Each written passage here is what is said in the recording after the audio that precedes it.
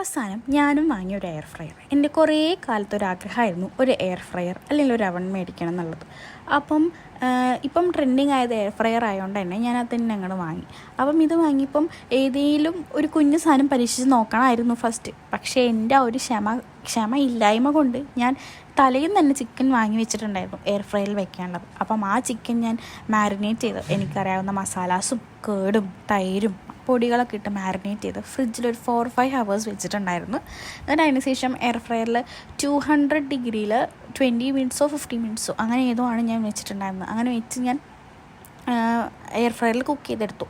Cook ചെയ്യുമ്പോൾ നമ്മൾ 2 സൈഡും വെച്ച് കുക്ക് ചെയ്യേണ്ടതായിട്ട് വരുന്നുണ്ട്. ഈ എയർ ഫ്രയർ എക്സ്പീരിയൻസ് എങ്ങനെയാണെന്ന് വെച്ചിട്ടുണ്ടെങ്കിൽ ഓയിലില്ല എന്നുള്ളതിൻ്റെ ഒരു കുറവ് നമുക്കുണ്ടാവും ആ ഒരു ടേസ്റ്റിൽ.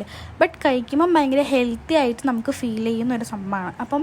എല്ലാവരും ലൈഫിൽ വൺസ് എങ്കിലും ഈ എയർ ഫ്രയർ ഒന്ന് എക്സ്പീരിയൻസ് ചെയ്ത് നോക്കണം എന്ന് എനിക്കുണ്ട്.